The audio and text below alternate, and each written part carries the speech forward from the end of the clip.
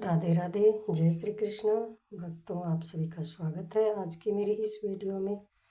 आज की वीडियो में हम पुरुषोत्तम मास के महात्म्य के तीसरे अध्याय का श्रवण करेंगे।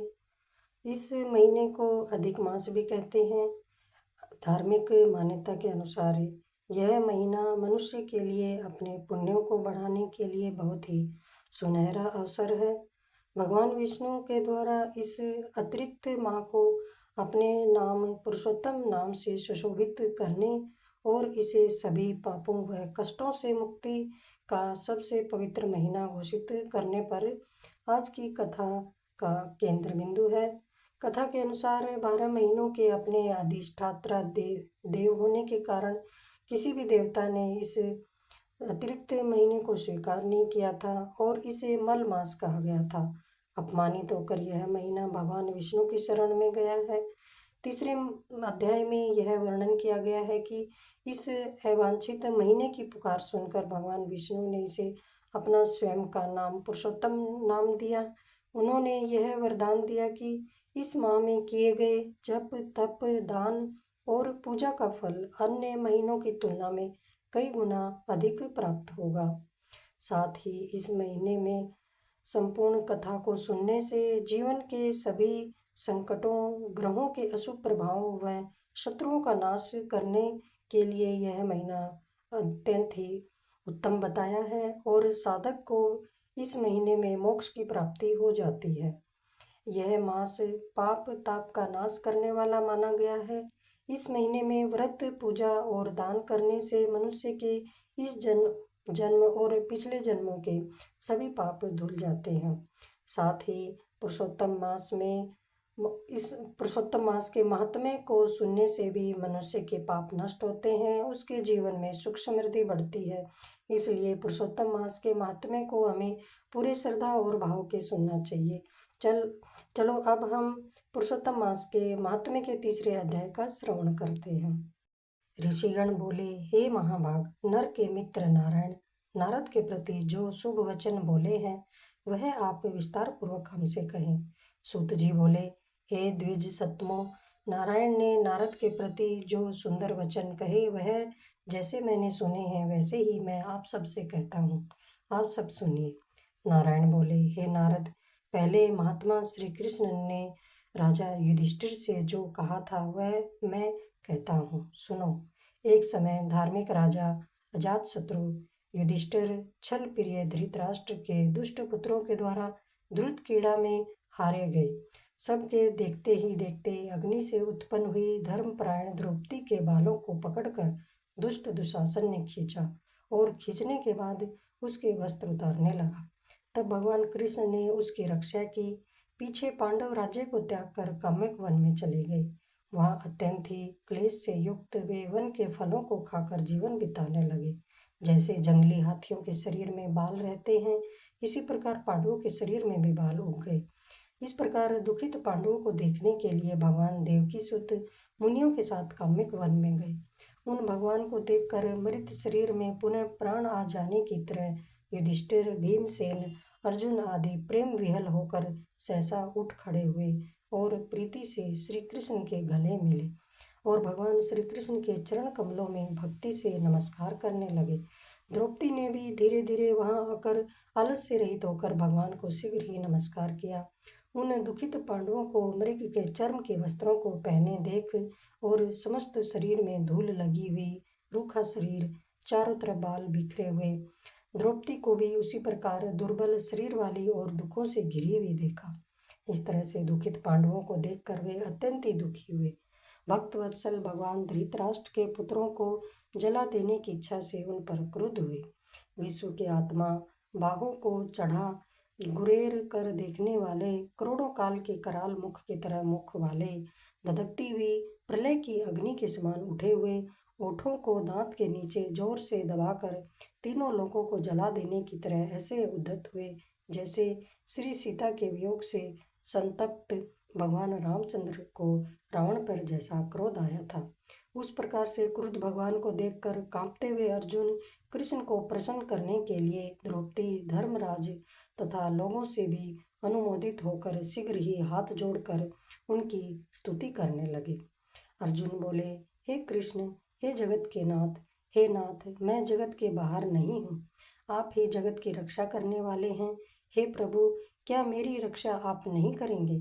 जिनके नेत्र के देखने से ही ब्रह्मा का पतन हो जाता है, उनके क्रोध करने से क्या नहीं हो सकता? यह कौन जानता है कि क्या होगा? हे संहार करने वाले, क्रोध का संहार कीजिए। हे तात के पात, हे जगतपते, आप ऐसे महापुरुषों के क्रोध से संसार का प्रलय हो जाता है। संपूर्ण तत्व को जानने वाले, सर्व वस्तुओं के कारण वेद और वेदांग के बीज के बीज आप साक्षात श्री कृष्ण हैं। मैं आपकी वंदना करता हूँ। आप ईश्वर हैं। इस चराचरात्मक संसार को आपने उत्पन्न किया है। सर्व मंगल के मांगल्य हैं और सनातन के बीज रूप है। इसलिए एक के अपराध से अपने बनाए समस्त विश्व का आप नाश कैसे करेंगे? कौन भला ऐसा होगा जो मच्छरों को जलाने के लिए अपने घर को जला देता हो? श्री नारायण बोले, दूसरों की वीरता को मर्दन करने वाले अर्जुन ने भगवान से इस प्रकार निवेदन करके प्रणाम किया। सूत जी बोले, श्री कृष्ण ने अपने क्रोध को शांत किया और स्वयं भी चंद्रमा की तरह शांत हो गए। इस प्रकार भगवान को शांत देखकर पांडव स्वस्थ हुए। प्रेम से प्रसन्न मुख एवं प्रेम विह्वल हुए सबने भगवान को प्रणाम किया और जंगली कंद मूल फल आदि से उनकी पूजा की। नारायण बोले, तब शरण में जाने योग्य भक्तों के ऊपर कृपा करने वाले श्री कृष्ण को प्रसन्न जानकर विशेष प्रेम से भरे हुए नम्र अर्जुन ने बार बार नमस्कार किया और जो प्रश्न आपने मुझ हमसे किया है वही प्रश्न उन्होंने श्री कृष्ण से किया। इस प्रकार अर्जुन का प्रश्न सुनकर श्री कृष्ण क्षण मात्र मन से सोचकर अपने सुहृद द्वर्ग पांडवों को और व्रत को धारण की हुई द्रौपदी को आश्वासन देते हुए वक्ताओं में श्रेष्ठ श्री कृष्ण पांडवों से हितकर वचन बोले। श्री कृष्ण बोले, हे राजन, हे महाभाग, हे विभत्सो, अब मेरा वचन सुनो। आपने यह प्रश्न अपूर्व किया है। आपको उत्तर देने में मुझे उत्साह नहीं हो रहा है। इस प्रश्न का उत्तर गुप्त से भी गुप्त है, ऋषियों को भी नहीं विदित है। फिर भी हे अर्जुन, मित्र के नाते अथवा तुम हमारे भक्त हो, इस कारण से हम कहते हैं। हे सुव्रत, वह जो उत्तर है वह अति उग्र है, अतः क्रम से सुनो। चैत्र आदि जो 12 मास निमेष महीने के दोनों पक्ष, घड़ियां, प्रहर, त्रिप्रहर, 6 ऋतुएं, मुहूर्त, दक्षिणायन और उत्तरायण, वर्ष, चारों युग, इसी प्रकार प्रार्थ तक जो काल है, यह सब और नदी, समुद्र, तालाब, कुएं, बावली, घड़ियां, सोते, लता, औषधियाँ, वृक्ष, बांस आदि, पेड़, वन की औषधियाँ, नगर, गांव, पर्वत, पुरियाँ, ये सब मूर्ति वाले हैं और अपने गुणों से पूजे जाते हैं। इनमें ऐसा कोई अपूर्व व्यक्ति नहीं है जो अपने अधिष्ठात्र देवता के बिना रहता हो। अपने अपने अधिकार में पूजे जाने वाले ये सभी फल को देने वाले हैं। अपने अपने अधिष्ठात्री देवता के योग के महात्म्य से ये सब सौभाग्यवान हैं। हे पांडु नंदन, एक समय अधिक मास उत्पन्न हुआ। उस उत्पन्न हुए असहाय निंदित मास को सब लोग बोले कि यह मल मास सूर्य की संक्रांति से रहित है, अतः पूजने योग्य नहीं है। यह मास मल रूप होने से छूने योग्य नहीं है और शुभ कर्मों में आग्रह है। इस प्रकार के वचनों को लोगों के मुख से सुनकर यह मास निर्दोग, प्रभा रहित, दुख से घिरा हुआ, अति खिन्न मन, चिंता से ही ग्रस्त मन होकर व्यथित हृदय से मरणासन की तरह हो गया। फिर वह धैर्य धारण करके मेरी शरण में आ गया। हे नर, वैकुंठ भवन में जहाँ मैं रहता हूँ वहाँ पहुँचा और मेरे घर में आकर मुझ परम पुरुषोत्तम को इसने देखा। उस समय अमूल्य रत्नों से जड़ित सुवर्ण के सिंहासन पर बैठे मुझको देखकर यह भूमि पर साष्टांग दंडवत करके हाथ जोड़कर नेत्रों से बराबर आंसुओं की धारा बहाता हुआ धैर्य धारण करके गदगद वाणी से बोला। सूत जी बोले, इस प्रकार महामुनि बद्रीनाथ कथा कहकर चुप हो गए। तब नारायण के मुख से कथा सुनकर भक्तों के ऊपर दया करने वाले नारद मुनि पुनः बोले।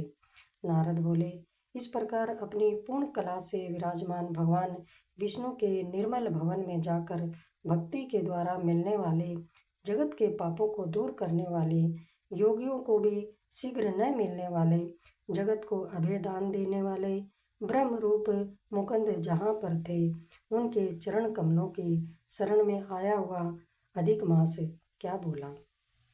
यहाँ पर अधिक मास का तृतीय अध्याय समाप्त होता है।